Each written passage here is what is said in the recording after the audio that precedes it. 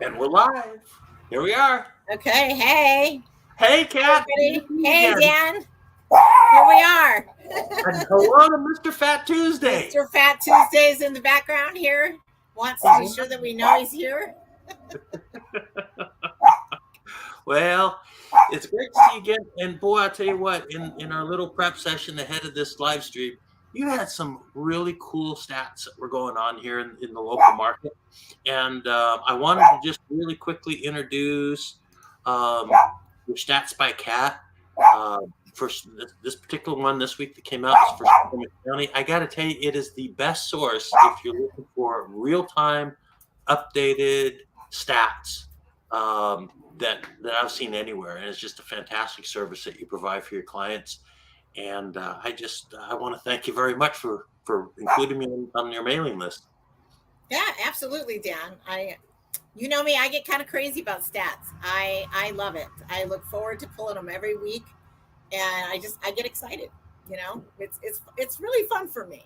So, but yeah, so Snohomish County, things are starting to look like they're softening a little bit. And when I talk to my daughter, who's a realtor over in Kingston with Windermere, she says, "Mom, every time you say softening, it sounds like such a bad thing."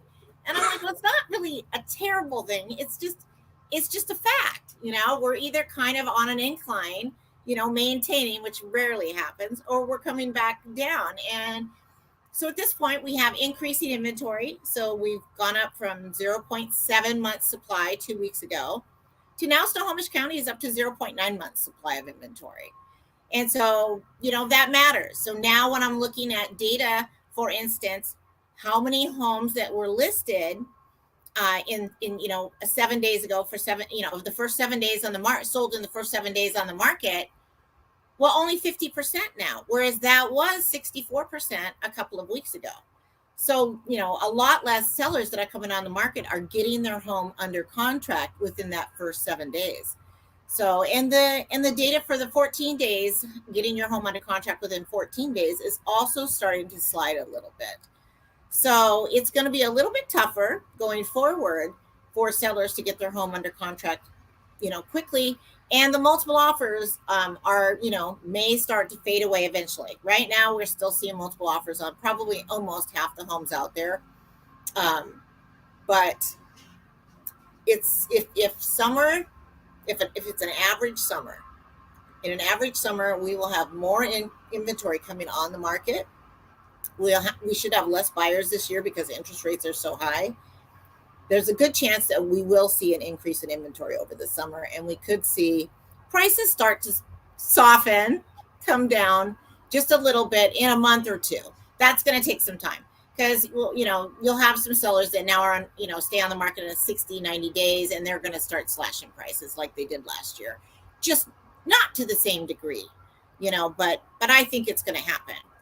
Unless the one caveat is if the Fed does not increase interest rates and we can get a little interest rate relief. If they drop down at all, we'll see quite a bit of activity suddenly on the market. So I think it's an interesting time. I like it actually. I think now that things are starting to ease up a bit for buyers, I think I'll actually be able to get some more of my buyers under contract. So it's good for them. So, well, hopefully we do see some easing in interest rates. I wouldn't be surprised. I mean, the inflation numbers are looking pretty good. And I think looking forward, the inflation numbers are going to keep improving.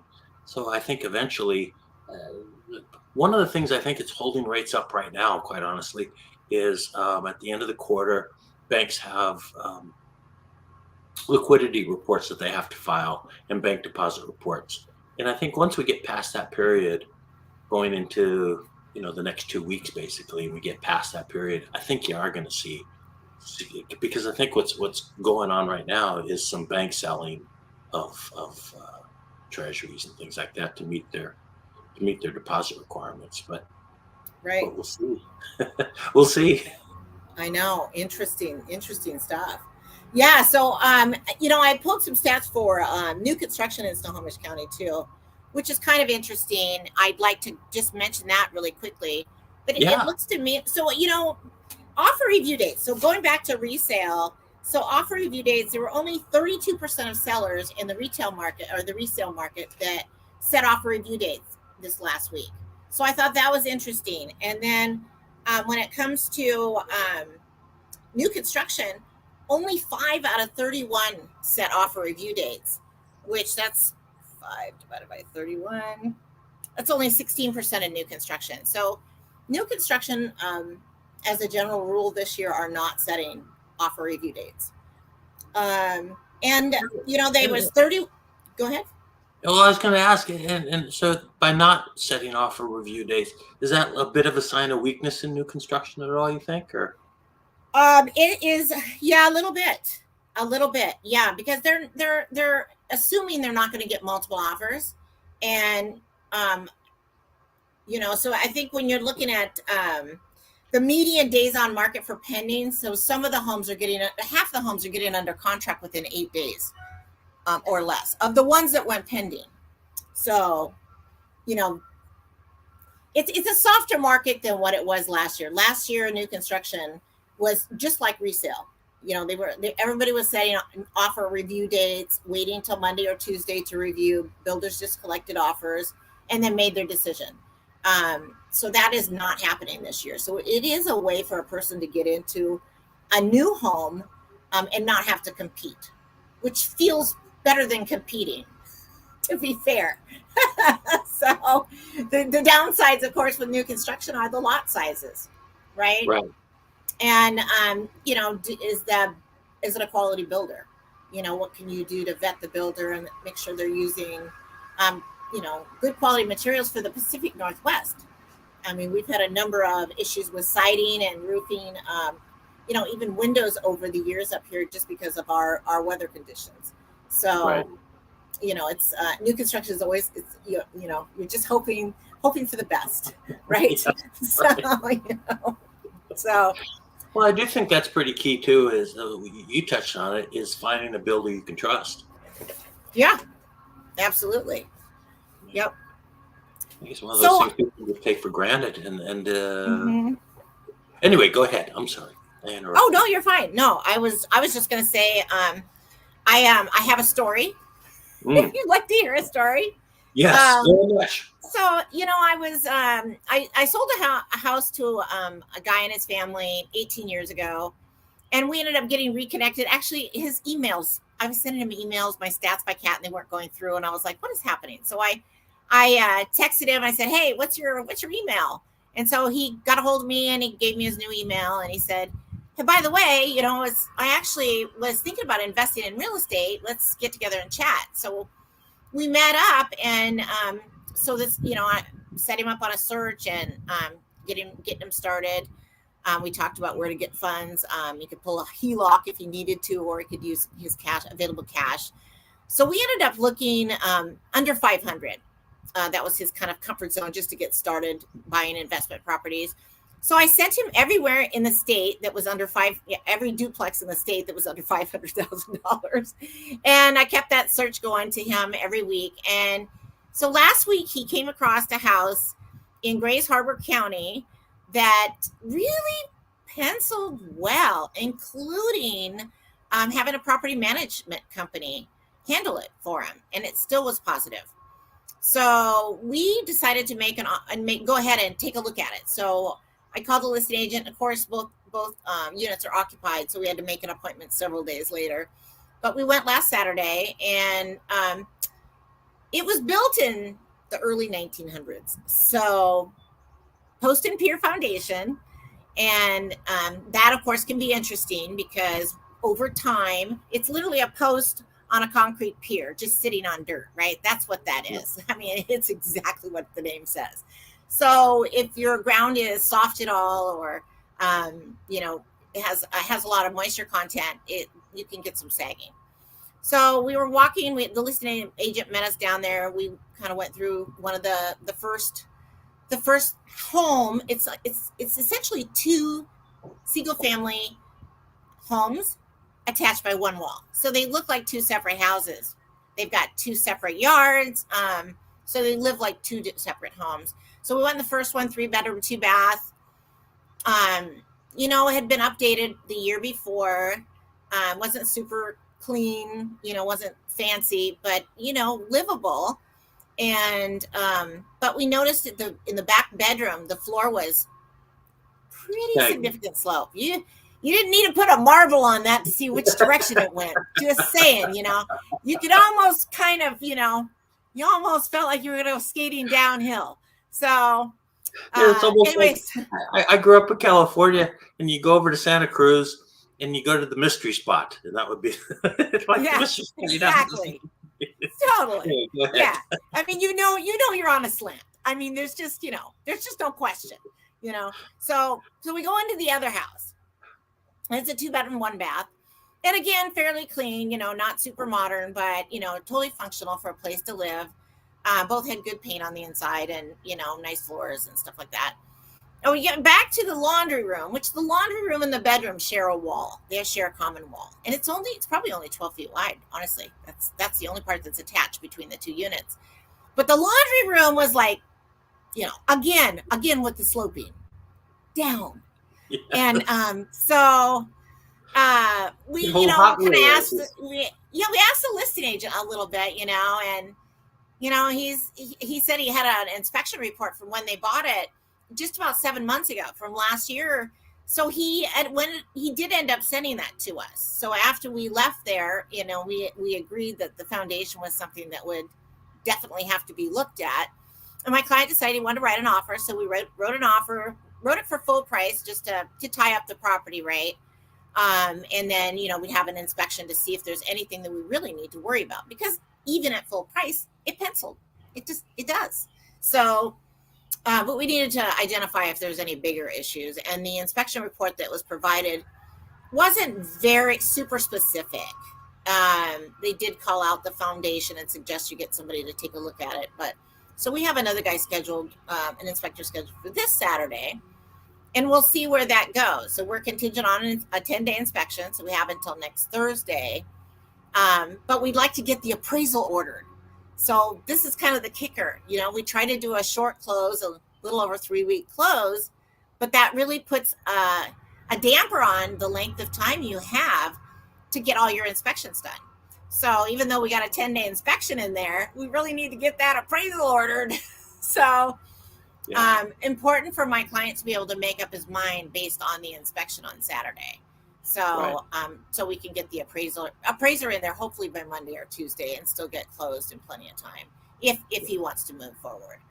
And then as a, just a side note, we do have a foundation specialist scheduled for next Thursday, so that if my client feels like the home is solid enough to move forward on, I'll be able to get him a bid for what it would cost to correct the foundation issue, which we're thinking it's just the one wall. So just the probably 1 or 2, joists or whatever and posts that might need to be, if there's rot down there, maybe would need to be replaced or sistered, whatever that looks like.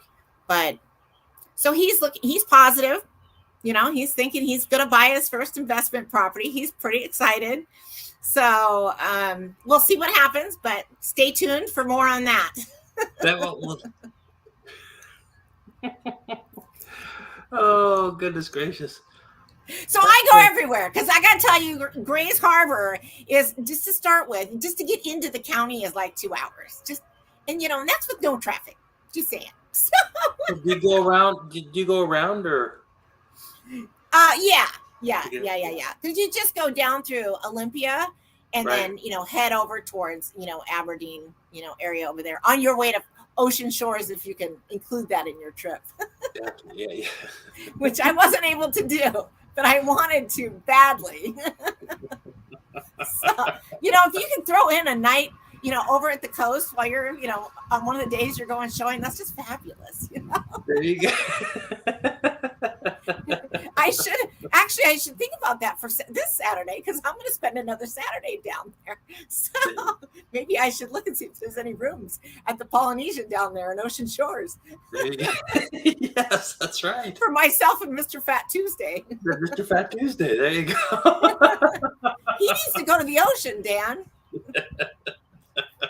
I'll tell you what, the weather's really gotten a lot nicer the last couple of weeks. So it's it's getting to It's getting to be Ocean Shores time here pretty soon. I know. Oh gosh. Yeah. So yeah, and aside from that, I real quickly, I have another buyer. I mean, I have more than one buyer, but the buyer that really wants to get in, they're living in a townhouse and in South Snohomish County. They've owned it for 20 years or something. They owe very little on it, but they now have grandkids, and they have a little patio out in the back, but no real lawn. So they really, really want to get into a house for lifestyle, which I'm not seeing a lot of this right now, but this is one of those cases. And because they want the grandkids to be able to come over, spend the night. So they need at least 4 bedrooms instead of the 3 they have. 2-car garage to store the extra toys and stuff, that people do when they have kids over and, company and stuff. So we have been looking to get them into something. And they're looking up to 800. So it's not like it's impossible. It's just that prices have gone up 20%. Did you hear me? 20%. 20%. 20% since January in Snohomish County. And, literally, I mean, that's average sales price. Median sales price has gone up 19%. So yeah, it's real. Same thing. It's real. It's not some weird data point.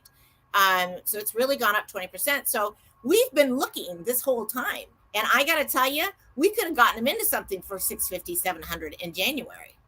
It's just there wasn't much inventory. It was hardly anything to look at. But now it's almost impossible. Now we're almost having to look more up in Marysville, Lake Stevens, because they've just been priced out of the South Snohomish, down here where, South Everett, South Snohomish, kind of that Silver Firs area, which is where they really love, down to Mill Creek, Linwood, down towards Alderwood. They love that area. But the last one we looked at, which was just the other day, the kitchen cabinets were apartment grade, and they were missing some doors on the cabinets in the kitchen. and it wasn't intentional. It's not like they were painted on the inside and these were just glamorous, beautiful, amazing, doorless cabinets. No. It was random doors, random. Yeah. Yes. Mm-hmm. Yes. And so they're plastic, just so you know. Mm-hmm. These doors are plastic. The cabinets are plastic. And the homes that have the plastic trim, and listen, guys, I have nothing against plastic trim other than it feels like plastic. So I had it in my house. I had to take most of it out. But, when I'm getting the house ready for market, a lot of times I just paint that. So it doesn't look like plastic. But for almost $800,000, that's my point. It's almost $800,000 house. Plastic? Come on, people. Don't build a house with plastic cabinets and door trim. The flat panel doors that they're plastic. You know what I'm talking about. They got the fake wood grain. Oh, I can't. It's just honestly, I was like, and I almost encouraged them to buy it just because they could afford it, and there wasn't competing offers. Kind of begs the question. It actually had 4 bedrooms and a good yard, and it was in a nice neighborhood in Mill Creek, just down from Mill Creek Town Center. So it was all these good things, but then there was the plastic cabinets. Sorry, I can't get past that. Well, I guess it depends on what you expect for $800,000. Well, the agent got a hold of me the next day because I'd inquired about a few things regarding the property after we took a look at it. She let me know they had an offer coming in, but then it was not at list price. So I was kind of not surprised because I was thinking maybe $25,000 towards, interest rate buy down. I was going to go for the gusto if they turned me loose on that one. Oh my God. That's so true. I was writing the offer that night because at first he said he wanted it, and then the family talked about it and they just decided it was just the bedrooms were too small. Square footage was a little bit less than what I think they were comfortable with. But yeah, I was going to go for the gusto on that one. Encourage them to ask for, you can ask for stuff on this one, guys. Listen, Well, don't list your house without cabinet doors in the kitchen. I'm just saying, or bathrooms. Don't do that. It's a bad look. It's a so bad look. this sort of ties into last week when we were talking. You're saying staging does make a difference. So I mean, so if you've got you're definitely not going to be staging anything with the cabinets, plastic Well, cabinet. that's the thing. There's just no workaround on that. There's no workaround. I'm just sorry. You can't stage around that shit. Not only the plastic cabinets, but the ones some of them had no door, right? Yeah. Yeah. I mean, plastic. But I got to tell you, it's rare that I see that lower quality in cabinets in homes in this area. You don't see it. Those are apartment grade, and you do see it in apartments. Which is a little sticker. It says "Cabinets by IKEA." No, just joking. Listen, cabinets by IKEA is way step up. I mean, I'm not kidding. These were plastic. You know what I mean? Something more like cabinets by Target. So anyway. I don't know. Just don't do that. That's not good.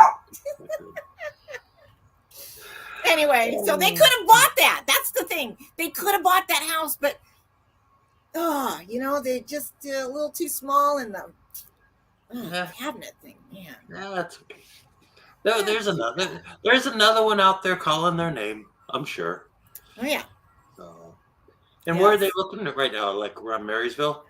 So now they're they can get more house up there in Marysville for $700,000-800,000. Yeah. Probably mid sevens. And that's probably a more comfortable price range. Yeah. But and they'll get and they can get a decent sized yard, and the house will, I don't know that they're going to get anything that's got a brand new kitchen, which is what, of course, everybody wants. They want the new kitchen and the new bathrooms and the modern flooring, right? The wood laminate floors. I mean, that's like a drug to buyers, wood laminate floors. It's just crazy. Can I say that? Yes, you can say that. I did. If that was going to be the new real estate fentanyl, or if it what's the drugs it was going to be, but. It's the drug for real estate is laminate flooring. I'm just saying, or quartz countertops with a completely remodeled kitchen with laminate flooring. There you go. With laminate flooring, yes, that's good. That's the combination. Anyway. Oh gosh. Oh, what else you got for me, Dan? What else have I got for you? Yeah. Well, we were talking about investment properties. Yes. And it did remind me of all the DSCR lenders that we have out there that are begging for loans these days. I know, right? Oh gosh, but those DSCR loans, they are pretty decent for investors. If you're on the other day, or a couple weeks ago actually, but it was for there's an older couple, and they were looking to move some money out of the stock market, and they were pushing it over and wanted to get into real estate, but they don't have a lot of income, right? And so they have basically their pension and things like that. They weren't going to qualify under the regular income. And but it was the DSCR was perfect because it's like a quasi commercial type of loan. Yeah. Very, very simple, straightforward. All they're looking at is how much are you spending on the mortgage and how much are the rents. And that's basically, and how much can you put down? And how much can you put down? Yeah. Yeah. You don't even have. I have. Go ahead. No, I was going to say that they don't use their income for qualification. It was just really a slick deal. It was very, very cool. So it's a funny thing. There's a loan for every little niche that's out there these days. Yeah. So. And honestly, for someone to build wealth. So what's interesting also, and I haven't run numbers on this, so I'm kind of just taking it off the top of my head, But Yeah. I believe that interest rates directly impact multifamily values because the properties, if they're investment properties, they have to pencil. So Right. they have to pencil at the current interest rates. So right now, and I haven't checked, but my feeling is that there's downward pressure on multifamily right now, and that it can be a good value because what's going to happen, or what could happen, is interest rates could go down. I mean, there's no guarantee, but they could. But if it pencils now and interest rates go down, you can refinance, And or it's do a really going to cash pencil. out refi, potentially pull that extra money out, go buy yourself another multifamily, and that can be a good way to go to start to build real estate wealth. So I think it's a very interesting time to get into multifamily. I mean, there are duplexes out there for under $300,000. It is incredible, and they're cash flowing. They're pulling in $2,600 a month in rents. I mean, I got to tell you, that's not bad. No, That's that's not good. bad at all. Yeah, that's I right. mean, your payment's 1,800. The payment's 1,800. You've got maybe a little water, sewer, garbage, or something. Maybe you're paying for the tenants, and then you've got your property management, fees. But that cash flows. It just does. Exactly. And Like you there's more said, than one of those out there. I mean, I'm sending them to my client almost every day right now, and it's hard to believe that there is quite a few of those out there. Not all of them pencil, but some of them do. right. Right. And you're absolutely right, because if they pencil at these interest rates, they're certainly going to pencil at lower interest rates. It's only going to, hopefully we get lower interest rates sometime soon. Sometime Sometime. soon. Someday.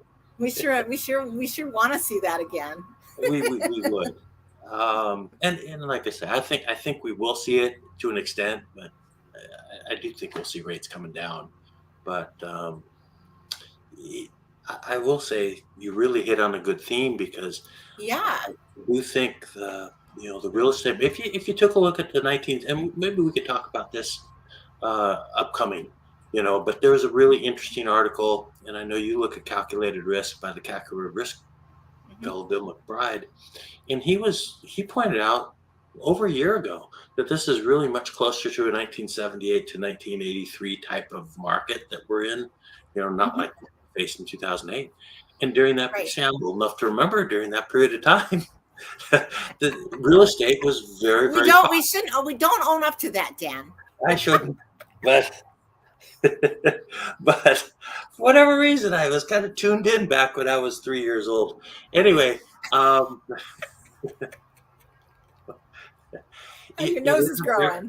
it's a yes, my nose is it's already big, um, but it's a very good time.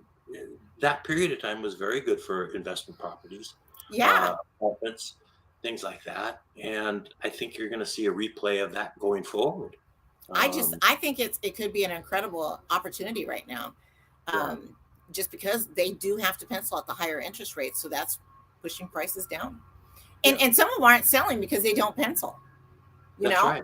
And so those investors, if they want to cash out, they're going to have to reduce the price to where it pencils for that particular investor.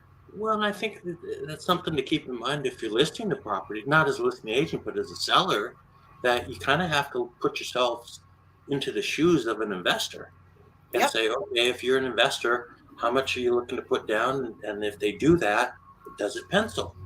Right. And maybe you're overpriced and it sits for a while. You know, Yeah.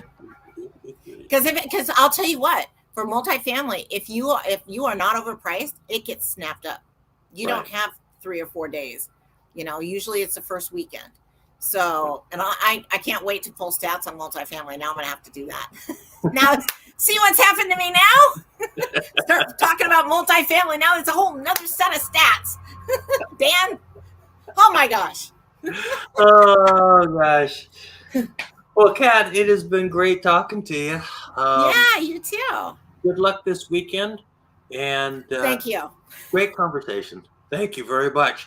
It's really good to keep up on the ups and downs of our market up here in King and Snohomish County, Yeah. and it's really interesting talking to you. Thank you. Yeah, thank you. No, I love it. I love your mortgage spin on things, and you're great to do business with. Obviously, we've had some transactions in the past, Yeah. and that's been fun, really fun. Well, My clients are better for it. that's Lower, right. lower payments. I mean, let's face it. Makes a difference. It does Oh make a God. difference. Anyway, yeah, thank you, Dan. Well, It's thanks, fun. Kath. Thank you very much. I'll hit the end broadcast button Okay. and See you. take See care. you guys. Bye. Bye bye.